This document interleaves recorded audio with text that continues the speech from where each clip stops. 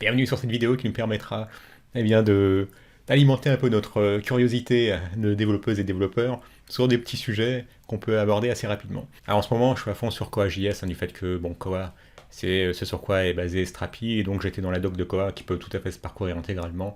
Encore là, l'ascenseur, il a l'air plus petit que ce qu'il est parce que je suis en grande police quand j'enregistre. Allez, je vous laisse 5 secondes pour voir s'il n'y a pas une erreur HTTP qui vous choque.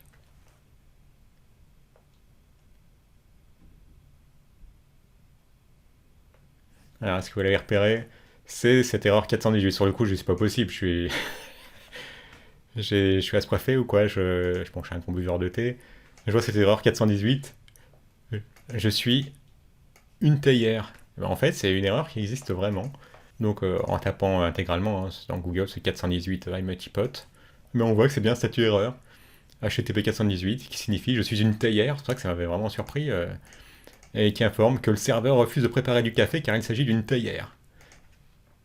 C'est quand même pas tous les jours qu'on voit ça dans une doc. Donc voilà, je vais juste vous montrer la chose. Finalement, c'est un poisson d'avril qui date de 1998.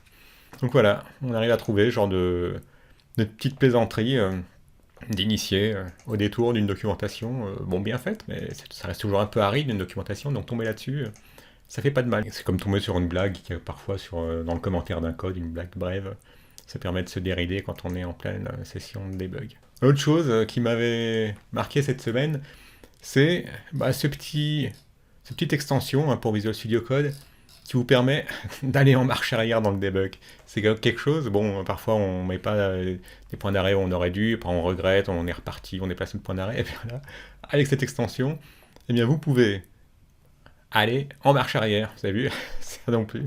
C'est pas quelque chose de très courant, on a l'habitude soit de passer à l'étape suivante, soit de rentrer, soit de survoler, ben bon là on peut aller en marche arrière, donc c'est... Bon, moi j'attends un peu qu'elle gagne en popularité en avis avant de l'installer, parce que j'ai eu trop de soucis récemment sur mon IDE avant de commencer à jouer avec d'autres choses, mais bon, pour ceux qui veulent l'essayer puis faire un petit retour.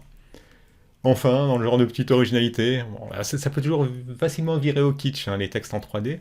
Et donc, il y a cette petite librairie, vraiment minuscule, 3,85 kilooctets, qui vous permet d'avoir des textes en 3D. Et pas seulement des textes, du reste, vous pouvez également avoir par exemple, ces petites icônes en SVG, en 3D, des images, ou des emojis. Bon, là, c'est toujours pareil, la 3D, c'est comme les animations, faut y aller avec modération, mais... Eh bien, avec ce documentaire, derrière nos écrans de fumée, c'est Black Mirror, mais au présent. Donc on y est déjà. Et c'est vraiment très bien fait. C'est un reportage dans lequel sont interviewés des anciens de Facebook, d'Instagram, de Twitter, de Pinterest. Et qui, donc, c'est pas des anti-techno, forcément, vu le profil qu'ils ont. Et qui expliquent vraiment comment toutes ces entreprises qui collectent les données nous concernant, elles ont vraiment, c'est même pas derrière la tête, c'est évident, c'est ce qu'elles en font.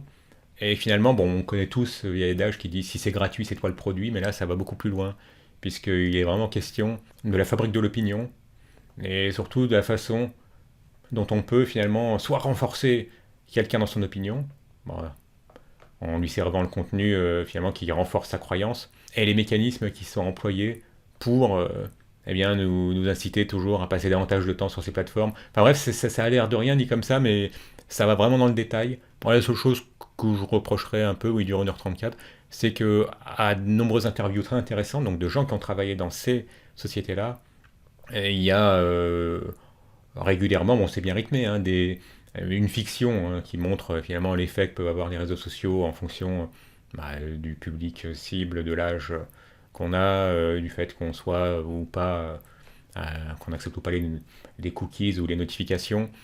Donc cette petite fiction, à la limite, moi j'aurais pu m'en passer, ça aurait peut-être fait chuter la durée du documentaire à 1 heure plutôt qu'1h34, mais bon, ça reste quand même bien fait, donc bon, le paradoxe, c'est que ça m'a été suggéré parce que j'avais vu l'année passée un reportage sur Cambridge Analytica, et puis bon, j'avais regardé également Black Mirror, donc le paradoxe, c'est que Netflix lui-même utilise ces techniques pour nous faire rester plus longtemps possible sur la plateforme.